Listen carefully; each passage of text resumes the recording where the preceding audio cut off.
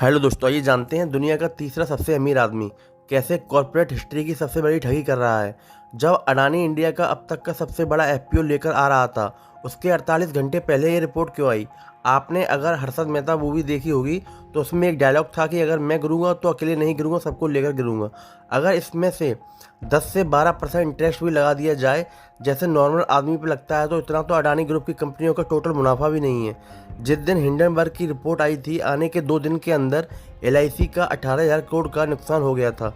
और ये लोगों का पैसा है। ऐसा कौन सा रेवोल्यूशनरी प्रोडक्ट बना दिया कि अडानी ने एक शेयर का प्राइस इतने कम टाइम में इतना ऊपर चला गया? और ऐसे में जब एसबीआई और एलआईसी जैसी सरकारी ऑर्गेनाइजेशन इन्वेस्ट करती हैं तो गवर्नमेंट का भी नाम उछलता है कि ये अडानी के साथ मिले हैं। 6 मई 1937 को जर्मनी के एयरशिप जिसका नाम हिंडनबर्ग था, उसमें आग लग जाती है और 35 लोगों की जान चली जाती है।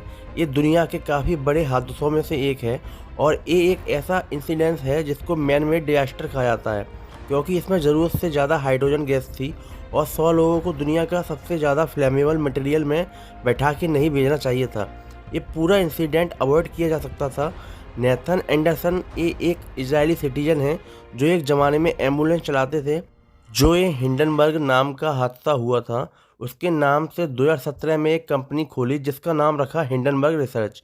नेथन का कहना है कि जिस तरीके से हिंडनबर्ग का हादसा मैनमेड था, इसमें इंसानों की गलती थी, इसको रोका जा सकता था।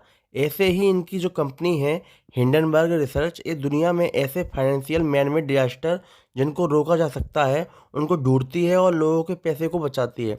इस कंपनी को खोलने से पहले नेथन ने हैरी मार्कोपोलस के साथ मिलकर दुनिया का सबसे बड़ा फाइनेंशियल फ्रॉड पकड़ा था जिसका नाम बन्नी मैडॉफ स्कीम था। अगर आप सर्च करोगे biggest financial fraud in the history तो आपको मिलेगा, वहाँ पर हैरी का नाम मिलेगा और नेथन उन्हीं के साथ काम करते थे। हिंडनबर्ग रिसर्च एक फॉरेंसिक फाइनेंशियल रिसर्च कंपनी है जिसको शॉर्ट सेलिंग कंपनी भी बोला जाता है। हिंडनबर्ग भी कोई समाज सेवा का काम नहीं कर रहा है, ये प्रॉफिट कमाने के लिए फाइनेंशियल रिसर्च करती है। अब आप सोच रहे होंगे ये रिसर्च करके पैसा कैसे कमाती है। शेयर मार्केट, जब आप कोई शेयर खरीदते हैं और शेयर के दाम बढ़ते हैं तो आपको प्रॉफिट होता है, लेकिन एक तरीका और होता है जिसमें शेयर के प्राइस नीचे जाते हैं तब प्रॉफिट होता है, जिसको हम शॉर्ट सेलिंग बोलते हैं। उदाहरण के तौर पर मान लो मेरे पास पैसे नहीं हैं और मेरे पास इन्फॉर्मेशन आ गई कि अडानी ग्रुप के शेयर 5 तारीख को नीचे जाएंगे। मान लीजिए 500 रुपये का शेयर है अडानी ग्रुप का और मेरे पास 500 रुपये नहीं है, तो मैंने क्या किया, अपने ब्रोकर से बोला कि मुझे अडानी ग्रुप का एक शेयर उधार दे दे और मैं आपको 5 तारीख को लौटा दूंगा। लेकिन ये ध्यान रखिएगा, मैंने शेयर लिए हैं ब्रोकर से, पैसे नहीं लिए। तो अगर मैंने शेयर लिया है तो उसको मैं शेयर ही लौटाऊंगा, भले जो भी प्राइस चल रहा हो उस पर्टिकुलर टाइम पर। और ब्रोकर से जैसे ही मैंने शेयर लिया, उसको तुरंत जाकर मार्केट में बेच दिया 5 तारीख से पहले 5,000 रुपये के रेट में, और मेरे पास 5,000 रुपये आ गए। अब मान लो 5 तारीख को अडानी का जो शेयर है वो 4,000 रुपये का हो गया, तो मैंने वो एक शेयर मार्केट से ख़रीद करके अपने ब्रोकर को वापस कर दिया। अब मेरे पास 1,000 रुपये फालतू आ गया और ये मेरा प्रॉफिट हो गया। लेकिन ये प्रॉफिट जब कंफर्म होगा तब मुझे पता हो अडानी के शेयर का प्राइस नीचे ही जाएगा। और ये तो मैंने आपको एक शेयर का एग्जांपल दिया है, ये लाखों करोड़ों में होता है।